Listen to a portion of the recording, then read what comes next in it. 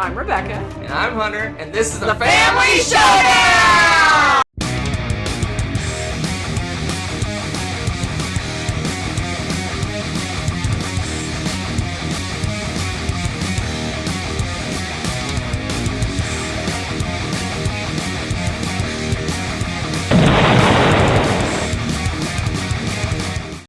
Howdy folks, welcome back to my top 100 games of all time. I'm Hunter, and with me today, special guest, who's always here. You ever know the films that says featuring? Yeah. And they're in every friggin' film. It's like they're actually star. Rebecca! Woo! All right, let's go. Today, we're looking at my 30 to 21. Woo! Got some good games. All right. I should hope. Let's see. Let's give you a little sneak peek. Always give a sneak peek. We got 2 new games up in the top 30. Crazy. Wow. One game that went up. One that did the samey. The rare, samey siding. Yeah. 6 went down. But this is the good news. The last of the games I do not own is in this section. Why is that good news? Because I own all my favorite games. That is good news. That is good news. That's pretty cool news. Good news. So start off right away. Remember way back time? Let's it's like flashback. They do the little flashback thing. Oh, that sounded really good. Do that again. How'd that go? Back to that's high tech right there. way back in my number 62. Spoilers. Oracle Delphi. I mistakenly said it was my favorite foe. Oh snap! And I had a retraction mid video that it wasn't my favorite feld. But now we've arrived all the way at number 30. My favorite feld, the one that's at the top of our board game shelf, so you never see it.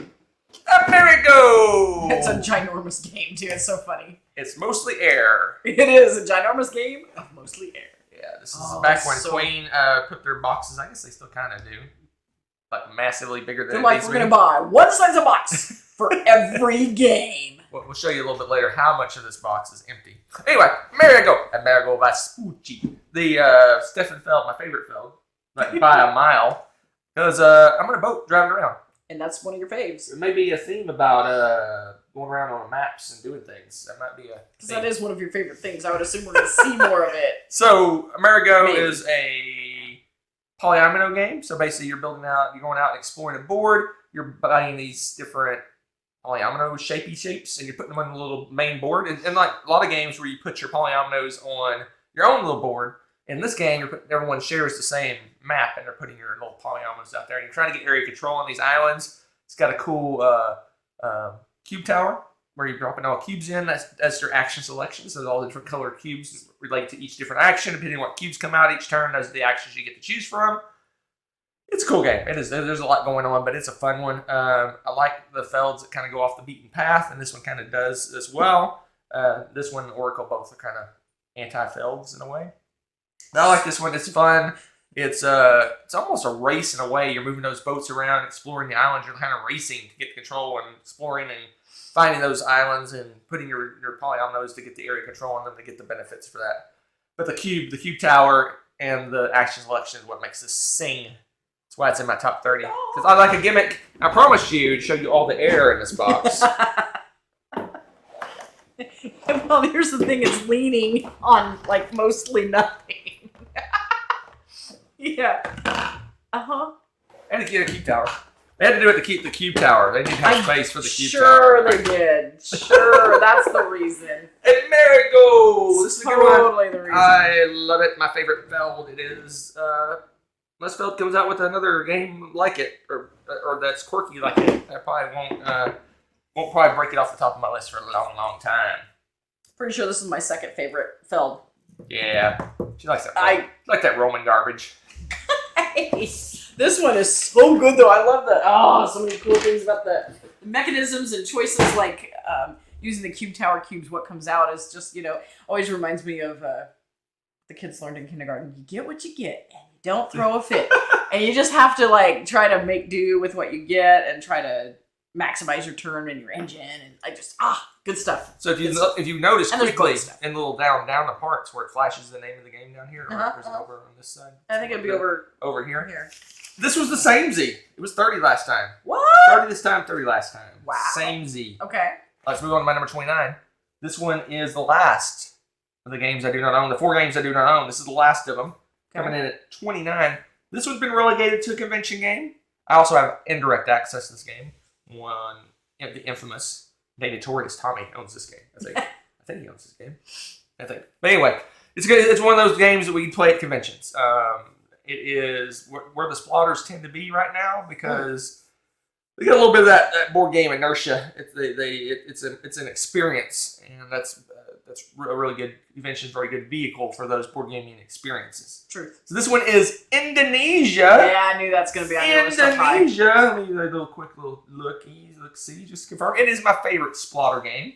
I like it because it's an economic kind of stock. It's got like all things like it's got economics, it's got stock markets, got a little bit of area control. It's got mergers and buying and selling and trading, all sorts of fun stuff. Boats. And boats. And but you don't really drive the boats. They're just there. You just kind of think about boats. Well, the boats are transporting the goods around between the different locations, but they don't actually, you don't actually drive the boat around. They just kind of sit on the board. It's a good one. It's a cool game. It is cutthroat. It is mean, like all splotter games. They all tend to be that way. True. Just when you think you got your little company running well, and you're like, I'm making some rice and it's looking good, and oh no, I don't own the company anymore. Whoops! I forgot. Oh man, it's been a while since I've gotten to play this because it has been so much of a convention game for you lately. I forgot about that. You can like have people buy your companies out from under you, and you don't even have to be involved. You're like, let's merge these companies. No, it's just like. Let's do a merger of these companies. Let's do it. Talk about hostile. And you're like, you bid, and it's got a lot of. It's very mathy because it's a stock marketing game, so it's very mathy. It's like you got to decide what companies are worth. So if the 2 companies are merging together, what are you going to bid for that merged company? Is it worth you to stay in? Do you just take your money and run? Especially towards the end of the game, those decisions basically decide the game. If you pay too much for mergers towards the end of the company, end of the game, you're toast. You're toast. In fact, that's the one. One time I won. I only think I've won this game once. I've played it 4 or 5 times. I think I've only won once, maybe twice. But anyway, the one time I won, there was a big, massive merger at the end, and the other player overpaid, and that's what did it for you. Won the game for me. Also, I think that was the game I was playing with you. Because you have to recoup that. If you overpay for it, you have to be able to recoup it. And if it's towards the end of the game, you don't have enough time to recoup the premium you paid for that merger. Anyway, it's got a map, and you're building out these different companies. There's rice, and they all got weird. It's in Indonesia, obviously. Got all these weird different company names and things like that. It's really interesting. It was cool. It's the board is just a sprawling map of Indonesia, and that is cool. It's a cool game. It's like all splotters. The rule book is probably like 4 pages, but the game is like massively. The decisions are very tough. True. Very. It's easy to, like I said, if you overpay, it's easy to make mistakes that could cost you the game. Splotter games are like that. They're like on a razor's edge. You got to really. Anyway, I don't know if I'm selling this game to you, but I love it. I love it. If you're into heavy games, yes, you are definitely selling it because it's a heavy game. So my suggestion, though, if you want to try Indonesia, play with someone who knows the game because there's a lot of logistic stuff about which company is going to sell to which company based on range and all this other stuff. And if you know someone that knows it very well, that to make that calculation go, it speeds the game along if someone knows what they're doing. For sure. For sure. That's it. My number 29. It was 23 last time. It's dropped a little bit, but hanging in there strong at 29. Let's move on. Almost made another mistake, but I didn't make it. I was going to say this is my favorite. Number 28 was my favorite Viticulture game. But no, it is not. Yeah, I was going to say a bold claim. You still have but it is one of my favorites because it's up at 28. It was 22 last time, so they dropped about the same as the last game. That is On Mars. Oh, yes, you love this one. On Mars. Because you're on Mars. That's all I got to say. Anyway, On Mars, it is Viticulture Eagle Griffin mashup of greatness. I love it. It's great production. It's a great game. It's a Viticulture. It's crazy heavy. But I like, this is another one. Like I said, back in Amerigo and Indonesia indirectly. You got not only you moving one thing around the map, you're moving 2 things around the map. You got a little builder robot that's going around building stuff. And you got a little rover going around and picking up things all over the planet. and you're building up your company. It's kind of almost, I wouldn't say it's cooperative, but you're kind of working together in the same board space of building stuff out. Kind of like Terraforming Mars has that same thing where you're doing all this stuff to drive stuff that's happening on the board. Everyone's kind of sharing the space and building out different types of structures. You know, life support and different resource gathering and all kinds of stuff. Has a board where you can upgrade as you build stuff on the board, it upgrades your stuff.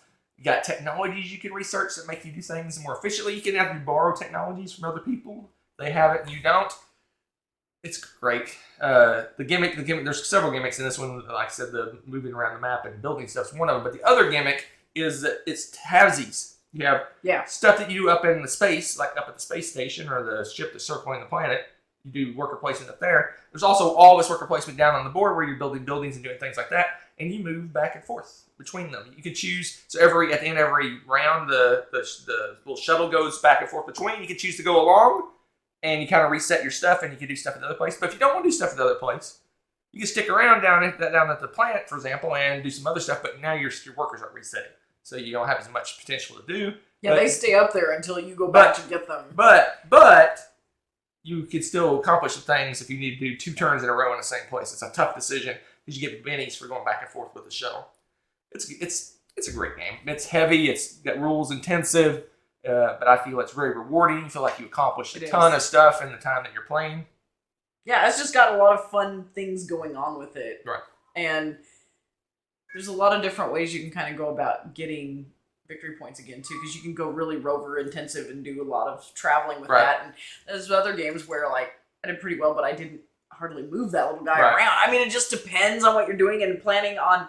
That is such a hard decision, is deciding if you're going to keep going with the shuttle or not. And the perks are so good for that. Yeah, it really encourages you to follow that shuttle back and forth. But getting a jump and getting extra turns potentially in a location could be big. If you do it at the right time. Right. I mean, the timing is the tricky part.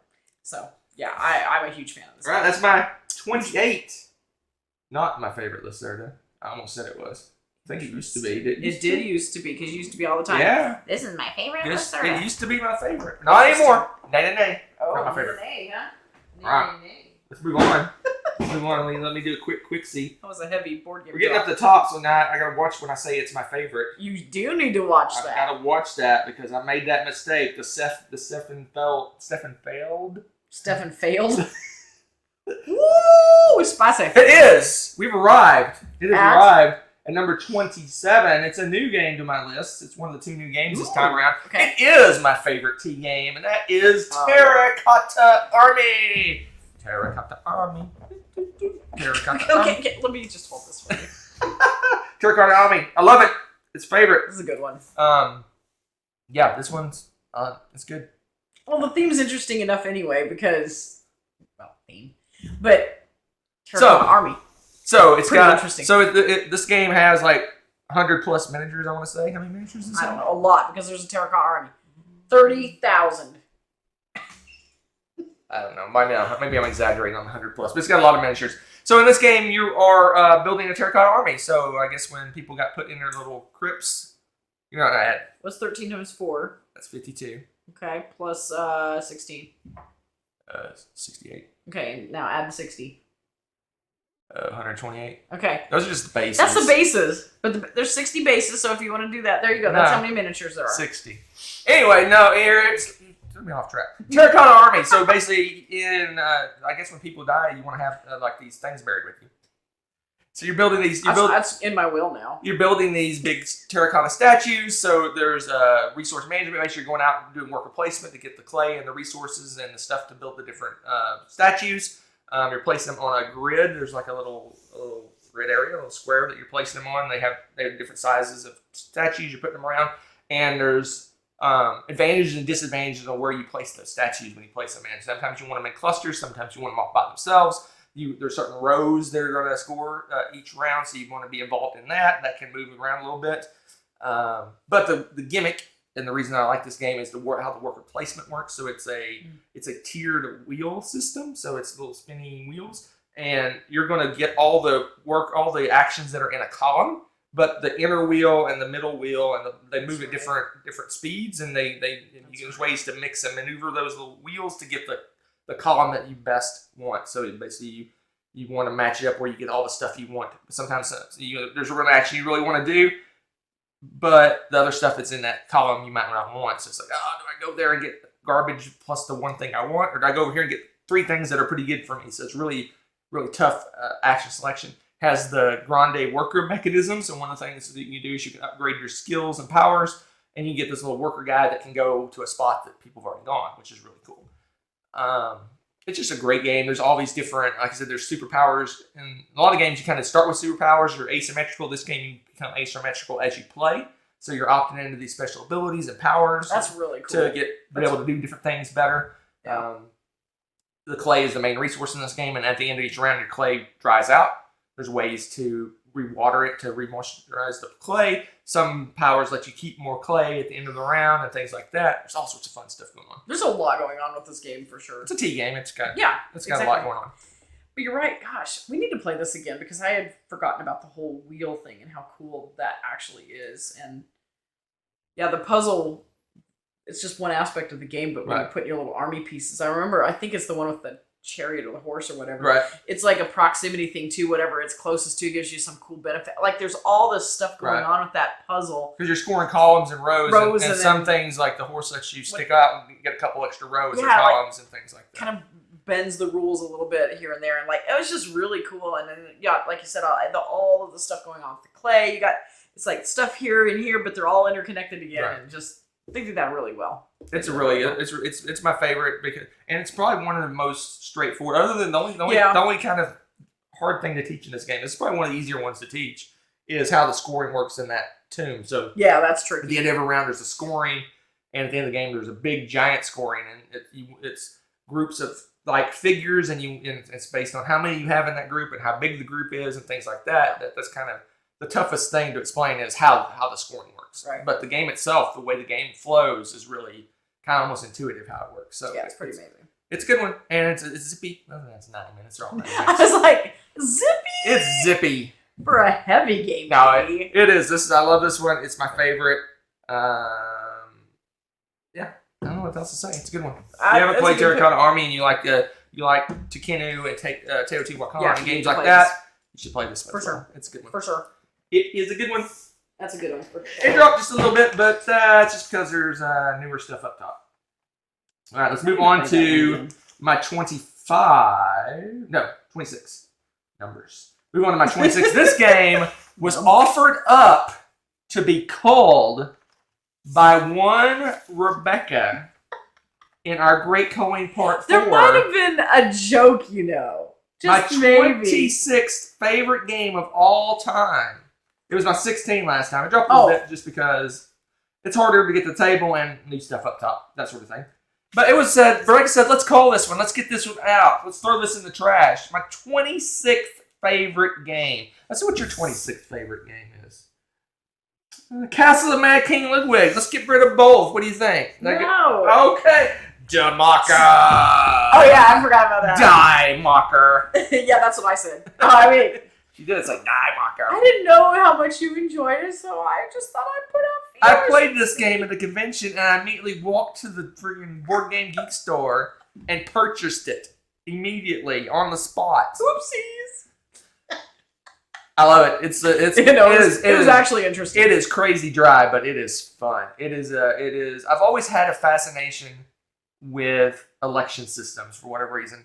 I played all the campaign manager games they used to have back in the. Oh my 80s. Gosh! Did you really? I love those games. Nerd. I love those games. Okay. And I played campaign manager 80, or I think it was 80, and I played that game so many times because I was trying to get the entire country to be me, like win every single state. So I played it over and over. The election system always fascinated me. This is the German election system, which I have no knowledge of how it works. It's very interesting. Well, now you do. Very interesting how it works. It's very regional. It's interesting how it works. I mean, I guess the same way in like the U.S. and there's different states, but it seems like it's very interesting because you're going around and you're campaigning in all these different regions, and all the regions want something different. Like this region wants like jobs and like food, like stuff like that. Everybody wants food, but they want each region has a different needs and wants, and you're as a campaigner, you're like, I am really for these things, until I go to that region. It's like, I got to swap out the stuff I believe in real quick to change up my campaign. This sounds like student council or something. Yeah. Chocolate milk in the water fountain. Pretty much. Ooh, It's interesting because, and I don't know, for you that are not in the United States, the different states are worth different amounts because of their size and population. The same way, the different regions are worth different points. So it's like, oh, this region is worth a ton of points. I better really focus in and design my campaign to work in that region. But then this next region maybe not be worth as many points. They want something completely different. It's like, forget them. I don't care about that region. I'll go to the next region. So it's very much, you're picking and choosing. Just like real campaigns, they really got to pick and choose where they campaign because different places are have different importance. It's awesome. You change up what this is interesting. You change up what each region wants, their wants and needs. You can change up what your campaign. What am I looking for? Anyway, what your campaign. Like goals are kind of thing? Yeah, I can't think of the word. Anyway, what your campaign represents, like I'm really for, clean air or whatever. And this other, so it's like the next two regions are clean air. So I'm set. I'm a clean air guy. We're going to do this. And everybody goes, nope, they don't want clean air. They want cars. And you're like, it's got an interesting bidding system. So it's basically you're almost buying actions. So there's all these different phases. There's a ton of different phases in the game. And you can opt into certain phases, like, hey, I want to do this special thing that cost me $3,000, and then the next thing cost me $10,000. So you're like, you got your pile of money, you're budgeting out your money just like you would in a campaign. It's like, oh crap, I don't have enough to do this one thing. Okay, I got to take this other thing away and do this, and you have to plan this all in advance because you're going to boom, boom, boom, go through these different phases, and you're spending your money, and whatever you end up with, you only have so much money to work with. So it's all about getting votes, just like in any campaign, but it's not. You want to win regions, right? So to get points. So you get different points for winning different regions.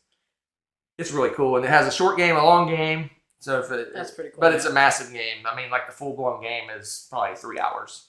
Maybe 3.5. But you can do a shorter game. It says 150 minutes. 150 plus. That's the short game. Short game is probably 2.5. The long one's probably 3.5 to 4. Right. It's very rewarding. It's very cutthroat. It's like you would think. It's an election game. So it's very... just when you think all your little ducks in a row, all of a sudden the hunter pops out behind the tree and starts shooting your ducks. Because like, what did you do, Rebecca? I can't believe you did that. And it's interesting. It's really, it's one of those games where you want to do everything, but you have a budget. Yeah. And you have to really pick and choose what you want to do. It's great. It's awesome. What blows my mind is this. I was just looking at this. It came out the first time in 1986. Now they even admit that this version has been updated. This is the ancient core of the game. Yeah, I didn't realize this was so old. And this is if you go on Board Game Geek, if you're a Board Game Geek like I am, this is game 1. That's interesting. This is the very first game they put in the database. That's game number 1. Every game has a number. Yeah. And this is game 1. Die Marker. I love it. It's fun. That's crazy. Very niche. And it's a minimum 3-player game because it's an election. 2-player election wouldn't be very interesting. I know that this is going to shock everyone. What? This is not on my top 100. Oh. But I play it because you love it. No comment. Oh. Like I said, it was my 16, dropped to 26, just reasons. It's a little harder one to get the table. It is. This is becoming.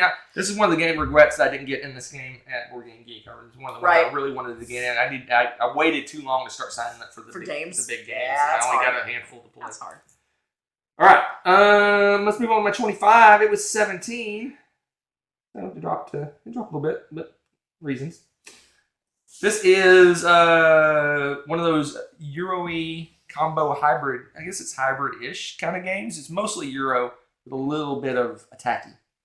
And it's an epic production. It's one of those... Wait, you already did Scythe. It's one of those greatly overproduced... I have not done Scythe yet. It's one of those greatly overproduced games, but I love it. I love it. And that is... Is it Scythe? Oh, I can lift it. Oh my gosh, it's so big. Such a good game. It's a biscuit. And this is the Legendary Edition. Because it's a Legendary. Dwellings of Elder Vale. This is at first blush, if you're just walking by this game and kind of give a glancey glance, you're like, ooh, that's a dudes on the map beating each other up game. Yeah, it can be. Ish. It's mostly a Euro game. It's mostly about going out, resource management, area control ish, but it's more less area control, more action selection because you're moving your little guys to areas of the board to be able to take their actions, but there's these big beasties that are tromping around the land trying to crush you and crush. And there's ways to manipulate those guys. There's ways to even control those guys. And it's area control in the sense of you can build your little dwellings, thus dwellings of Eldervale. You can upgrade your little worker guys from workers into little dwellings, and they become buildings, and that gives you points and at the end of the game and stuff like that. But now, you don't have that worker because he's got a little hat on his head. Yeah, I was going to say, that's a balance. He's like a little house now. So basically, you literally take your little meeple guy and you stick a house on him. It's so a roof on his head, now he's a dwelling. And you can't use it. So you're one down a worker, but now I'm scoring points, right, for that spot. And it helps you in combat to have dwellings, involved in the combat as well. It is really cool. You have specialty workers, like games that have special workers. You have a wizard, you have a warrior, you have a dragon, potentially. Once you unlock them, they have special powers. They move around the board quicker. They do different things. It's got tracks, like elemental tracks that you're moving up to give you tons of points at the end of the game. The production is off the chart. We have the legendary version, but I think the base game is pretty off the charts too. This is what I wanted to show. What's that? I love classes? So one of my favorite things about this is everybody just hand a tray and you're good to go. And each one actually has 2 options. Which, top. It comes right off. I'm just trying to be gentle with it. So, like, this one is the Elves of Briardale, or you could be the Mosswood Trolls. I love that. And then inside here, see if I can tilt this gently, you have your player card that's got your costs for everything. And then, all your little meeple dudes, your specialty meeples, the little houses you put on their heads, the starting set of how your resources are, and your own set of little cute colored dice for you. Oh my gosh, I love this. I love that you can just take this and hand it over and go jump it right into the rules time. And she was showing that each one of those different races have asymmetrical powers. So your little worker guys have special abilities. Different workers, like my dragon may have a superpower, but her wizard might have a superpower. Yeah. Whatever. So I think each of your workers have 2 superpowers, and it's mix and match. Maybe it's your wizard, maybe it's your regular worker has a power, or whatever. Well, yeah, like this one here. This one has the trolls, the dragon, and the warrior have a superpower, and they say them right there on the cards. And then this one here, it's the wizard and the workers. It just depends, and I love that. And then the other thing that I think is kind of cool is the game's mostly set up to start for you. There's just, depending on the number of players and a couple of different things, you have a certain number of cards and a certain number of colors that are in these. Right. So you have to take a couple things out, mix and match a little bit, but it takes you like 30 seconds versus like setting up this entire thing every single time. It is so good. So good. I'm a fan. Big fan. No, they really designed this super well, and it's really solid. Should I show? I gotta show. You like showing off I like showing off the beasties. This is fun. So there's a box full of big beasties, and he wasn't kidding. This is like half of them. We got Screaming Tentacle Guy. He's like, I can see that. They can see it. Can they? They can see that. Can they? And then we got like Titan Surfer Windy Wave Guy, and he's all, what's that again? Yeah, they have their own sound effects. Yeah, they do, actually. They come with this ridiculous... Pull that one out. I think they're underneath that one. No, pull that box out. Oh, I wasn't going to do that much work, but fine. You may as well go whole hog. It's true. You guys got to see these things. They're ridiculous. Here, take the... I can't get a hold. There you go. So these are the little guys. You set them on the base. So if you have the legendary box, you have the regular creatures. Here, take the bull thing. And you have the legendary... I don't know which one's the bull. I don't know. He's green. You put the little guy in his little bases. And you turn the little sound on. Let's see if I can get it to go off.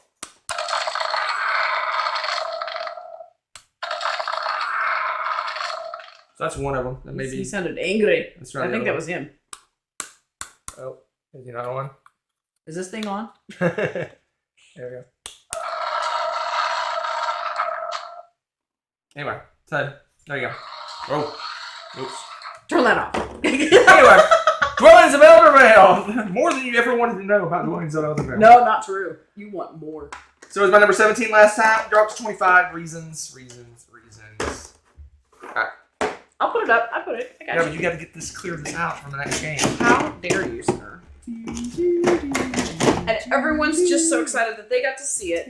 They don't mind. Yeah, did that take that long? Did that take that long? Way too long. You're good. You're good. All right. Look at how easy it is to I put away. I gotta do something. What? Okay, fine. Oh no. Oh no. I'm gonna have to hurt you for something. My number 24 is my 25 last time, so it went up. It means I like it more. My 24. I might let you live. That is a Viticulture! What? Okay, it's in your top 50. I'm not gonna have to. It went up one space. It means I love it more. This used to be way back in the day. Spoilers. 2015. My number 1 game of all time, and it slowly and steadily dropped. Rude. 1, 3, 7, 13. Oh, it wasn't steady. It went up 9. Probably because she got mad at me. 13, 25, and now back up to 24. Oh, ye of little faith. I have kept it as number 1 quite a bit. It's drifted around a little bit, but it's usually my number 1. Viticulture. Can't help it. This is the Tuscany box. We got the original, not the original. We got the second just original. past original because the original didn't have the Grande worker. Now we have the I guess this is the 2nd edition. It's not the essentials and all that stuff. We got everything. We got all the different modules. We got the Formaggio and the apples and the whatever else it has, all Mafia and all sorts of craziness. Anyway, Viticulture is a game of winemaking. It's worker placement. It's got different rounds of worker placement. So you have the spring, the summer, fall, and winter, and you're putting workers, but you can't move on to the next round, next phase until everyone's done. Your pool of workers can only be used after you spread out, so you have to kind of budget. You're like, okay, I want to do that action. You don't want to say it too loud because they'll be paying attention. They'll be like, oh, he wants to go there. I'll go there first. So you want, I want to do that action, and I want to do that one, and I want to do that again. I want to do that one. I want to do that one. Oh wait, I only have 4 workers. So anyway, it's maybe you need to buy another worker. It's got a smooth flow to it. You basically plant vines. The vines produce grapes. You take those grapes, you age them. You crush the grapes, you make your wine. You age your wine, and eventually you sell your wine. So it's got a very conveyor belty feel to it, like a very but not a ratchet. Very departmentalized thing, order of operations. It's really the towards the end of the game, some of the spots are really tight. The end of each round, you're going to pick your turn order. If you pick early in the turn order, you get almost no benefits. If you pick late in the turn order, you get all these cool benefits. So it's a pick and choose. Like, oh, I don't really need to go first this round, so I'm going to get all these cool bennies. Or, oh my gosh, I've got to get to that spot before she does. I need to go first. Yeah, especially the spot to actually sell your wine orders and turn those in, because it's really very a narrow little margin to get there, and fight. Yeah, we pretty much play with everything except for what they call the tier 3 in the Tuscany book. There's like different levels. Tier 3 is like the Formaggio and the apples and all that stuff. Yeah, we do occasionally, but for the most part, we play with everything but that final tier. So we play with a lot of the stuff that comes in the box. Enjoy it. It's her favorite. Spoilers. It's her favorite game of all time. If you haven't watched and you don't know that by now, shame. It's her favorite game of all time. It used to be. I grew and moved on. Sometimes when you grow as a person, you have to leave your loved ones behind. Excuse me, I think you need to push the technical difficulties for just a moment. This is my list. That matters. And there's a force field here, so you can't get to it. Oh my gosh! Force field isn't working. Viticulture. We know how much we love Viticulture. We love us some Viticulture. Yes. My number 24. It went up one space. I love it more. I just love it more. You need to love it. 23 more spaces. For me, it went up this year. For you, it stayed in the same spot. I'm just saying. Yes, because it can possibly go higher. All right. Let's move on. Let's move on to my number 23. 23, it was my 20, so it dropped a little bit because it's an inferior product, I'll be honest. What? I love this game. I love this game a lot. It's one of my faves. It's number 23, so it's like... It's an inferior product. But it's an inferior product to be discussed later. It is an inferior product. And that is Dinosaur Island. Did not go there. Dinosaur Island. What? I love Dinosaur Island. It's my 23rd best game of all time. Inferior product. It's totally liquid. It dropped out of my top 20 though. Totally liquid. Dropped out of my top 20. Anyway, Dinosaur Island is Jurassic Park-ish. So basically you're drafting DNA, using that DNA to create dinosaurs. You're putting those dinosaurs in pens. Your people are going out and looking at the dinosaurs and getting eaten. It's great. This one is a little more straightforward than its big sister. Rebecca likes it more, I guess, because it's easier to get the table, easier to play. There's less going on. There's less budgeting, and it has hooligans. Who doesn't like hooligans? Hooligans are the best. So basically, you have people each round. You're pulling visitors out of your little bag of power, and you get good visitors or good nice little visitors who wait in line. They pay their way in. They go out to the different rides. They do their thing. Oh. And they get eaten. Then you got the hooligans. They're jumping the fence. They're not paying. And then when the attacks happen, they're speedy little guys. Because they already know how to jump fences. So they're like, peace out. So they don't pay and they don't die. So it'd be all right if they didn't pay. But those are the ones that should die, right? They crawl over the fence and they end up in the T-Rex pen. It's a great game. It's a very, very Euro game. It's very much, I would say almost resource management in a way, but it's just budgeting your dice and your little, that is resource management. You have like all those different DNA types. Yes. Use those to use draft dice to give you more of those. Use those to produce different dinosaurs, so you have to get the right resources. Every dinosaur has like a little formula for different types of DNA it needs to be created, and you have to have pins to put them in. And don't forget about security. And you got a security level. So a T-Rex might need 4 security levels, or the T-Rex gets out. And so at the end of the round, you basically compare your threat level of all your different attractions versus your security level, and if they don't mesh, things happen. Let's just say that some people like to press their luck more than others, and they're like, so, for the greater good, if some people have to die to make more money. Wow. I hope you're never CEO. It's like, oh, let's see, we make an extra $10 and a person dies, or we make $5 and everyone lives. You're like, what? Security's expensive. Dinosaur Island. It's a good one. Funny. It is a good. I love that game. It is a good. Well, and it's got good, like, the production on it's really good, too. You have all these different little dino meeples, whatever you want to call those things. But they're all, like, there's, like, 12 or something unique shapes of them. And that's the original set. And then they've got, like, the expansion, which has, like, the water guys and stuff. And I was just like, it's so good. It's so good. Just such a good game. All right. Such a good game. So if you're paying attention at the start of the show, I said there's 2 new games. You did? Is this the new This is the second one of the new games. It is all the craze. All the kids are talking about it. That is Endless Winter! Endless Winter. Oh, man. Endless Winter. So good. So you think this is Cult of the New? You think this is going to last and stay up high next year? I don't know. For me? Or you mean in general? Yeah, for you. I don't know. I'm on it. We need to crank out a few more plays of it and see where it lands. But yeah, I think it's gonna.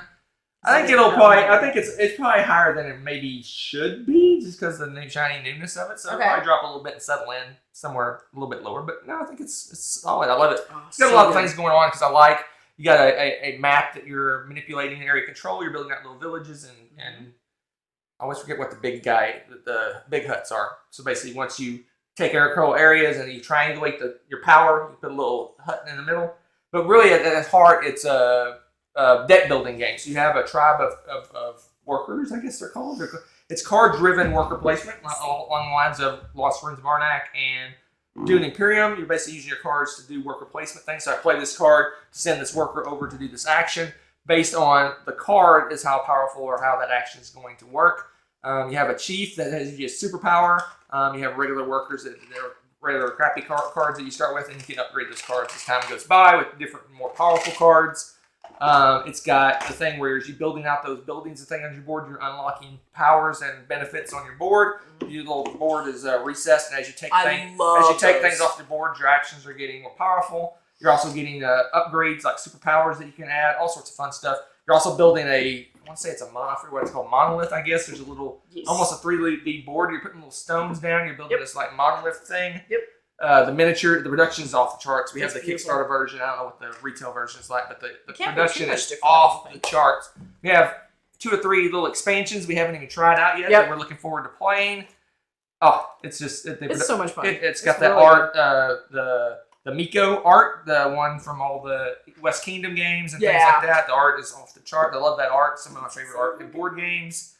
So cute. It's just a rock solid Euro game with a little bit of attacking in terms of the area control. It's not really attacking each other, but there's that area control, which is player interaction, and so you got to be aware it's not just a straight up head down. I'm doing my own thing. Euro game. There's stuff going on. Well, and I just, once again, this is like a huge plus for me. I love player, the fact that every player's got their own little tin. With their little everything's deck. ready to go. It's got the cards inside it for the start you up. Like, I love that so much. And like you said with these boards, these are so awesome because nothing's going to go flying out. Yeah. And it's even set up so that you can put the cards right up against them. And everybody I didn't go with that part that you can upgrade the different side. The powers cards go all around this for different abilities for different reasons and stuff. And wow. Seriously, wow. It's so good. Yeah, I'm ready to play this again right now. Yeah, and this is something I don't usually talk about, but our game came with some missing cards. And I just emailed the company, and they sent me an entire replacement deck. Yeah, they're really awesome. That we haven't even opened yet to play with. So it's missing some cards. It really wasn't 100% necessary because we're supposed to go play 2-player, and it's a stack of cards, and there's some of those cards were missing, so we didn't have the full amount. But I don't like having stuff missing because we ever resell this or it moves on. And it might or if we play with a lot of players, we could potentially not have the right number of cards. But yeah, they just sent me a replacement deck from wherever the heck they are. Who knows? Like free, like. I don't know where they're located, but yeah, they sent it. They sent the deck immediately without question. It was great. That was super, super awesome. I don't usually mention stuff like that, but I really like that some companies say, "Oh, tough luck, deal with it," and they were like, "Boom, here you go. Here's a whole new deck of cards for you to replace the ones that were missing." Yeah. Even the cover of this has like that little bit of 3D feel to it. Like this is all. Yeah, the reduction is ridiculous. Pushed out, like awesome really production. Pretty. Oh man, I just. Love this. That's one of the reasons it's driving up because I like Rebecca said, it's just great to you pull out your resource trays, you pull out your player trays, you slap the board on the table, and you're ready to rock and play pretty quick. You should automatically get extra bonus points for well designed setup and storage and everything. Honestly, that's just so good. And we played this after I had made my list, so we played this around Christmas break time. It'll probably be on my list. Honestly, it's really good. All right. Let's move on. Okay, is this the last one? This is it, number 21. Okay. Last one for this time. Okay. This one was a fan of the show, the infamous Kabuki Kid. She suggested this game, and we both fell in love with it. This is my 13th last time. It dropped a little bit, but I think it's just kind of settling in where it's going to be. It is one of my favorite 4X games. It is not my favorite 4X game, but it's one of my favorite 4X games. This one plays well 2 players, which a lot of the 4X games don't do. This one plays zippy. It's zippy. That's your favorite word today. It's zippy. It's quick. It's zippy for a 4X game. Yeah. It plays, I want to say, hour and a half or something like that for 2 players. Insane. It's insane. It's got a follow leader mechanism, which I like in games because then everyone's involved on every turn. It is a good one, and it's Ryan Lockett art. Did you say it's your number 21? Yes. It's my number 21 as well. It is the 21. Dun, dun, dun, dun, dun, dun. Empires of the Void. Did I get the playtime right? I want to say 90 minutes for 2 players. I think it's on the back. Here, I'll look for you. You chat. Oh my gosh. Oh, sorry, Corley. Box that doesn't match. I don't see it. Anyway. Snore. Anyway, Empires of the Void. It's a 4X game. You're a spacefaring people. People? Things. Stuff. Race. Anyway, you're going out and you're exploring all these different worlds. It's an exploration game. It has all 4Xs. You're going out and you're potentially conquering new worlds to get benefits from that. Or you can say, why can't we be friends? And you can befriend these races. You get superpowers. They give you superpowers for not destroying them. It's kind of blackmail. But anyway, it's the production is off the charts. The art's off the charts. It's got that follow leader thing. It's got that thing like we just mentioned in Endless Winter. As you're building your different buildings and places out on the board, you're improving your thing. It has tech. It's very small and simplistic tech. You have a little a group of little techs. I think I want to say it's 6 or 9 techs that you can build up to improve. But it's so good. It's so good. The choices are really good on whether do I want to take this over to get the benefits of taking over the planet, or I want to get the superpower. They have a really cool superpower, so I want to do that. It's got combat, but it's very quick and easy combat in the game, and it's really solid. The turns are really quick because you just go out and I do an action, and then they can follow it. And then the next person does an action and follow it. It just bangs out really quick. I don't see it anywhere. I'm looking and I'm like, I want to say it's 90 minutes. I think you're right. I want to say you're right.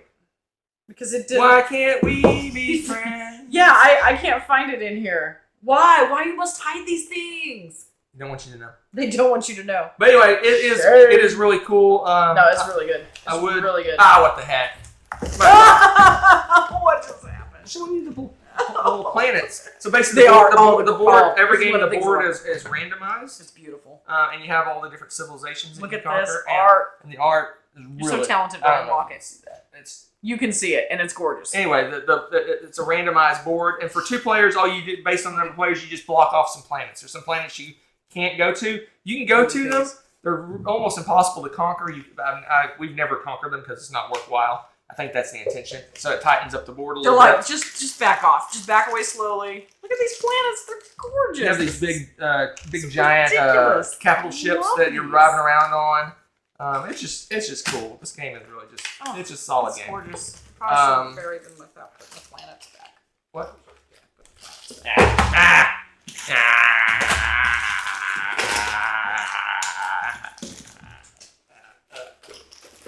I caught that. One time I was packing a box like that and stuff fell on the floor, and like I got a comment that said, "Hey, one of your cards fell on the floor," and it did. Anyway, Empire's the Void, the game of indeterminate length. I love it. It's great. Play it and have fun. Who cares about how long it takes? This is our if me and Rebecca we want to play a 4X game. This is probably the one we're going to pick. So yeah, it's great. It's awesome. It's gorgeous. It is a good one. It is my number 21. It was 13 last time, so it drops a little bit, but yeah. This is my favorite Ryan Lockett game. It's not even close. It may be my only Ryan Lockett game on my top 100. I really like Rome. I don't think that's in your top 100. I think this is the only one at Ryan Lockett game in my top 100. Yeah, because I don't think you Rome's not really your kind of shtick. It's very light. Hey, but guess what? What? That's it. What? That's it for this time. Ready? Yeah, already. Crazy. I got a stack of really awesome Let's games go. Sneak peek. Real sneak peek. Ooh. Sneak peek the next 10. Ooh, this is a very average section. How can you say that? This is like... In terms of what happened. Oh, okay. In terms of games, they're off the charts. Okay. They are the second best of the best. Okay. But average in what happened, because we got 1 new game. Okay. 5 games went down. Wait, 1 new game? Wow. 4 went up. 5 down, 4 up, 1 new. Very average. Wait a minute. You have less new games in your teens than I do. You don't know what about the top ones. No, I said in my teens. So 11 to 20. I have 1. Just 1. Yeah, I have 3. I'm consistent. Very consistent. That's not true. That's it.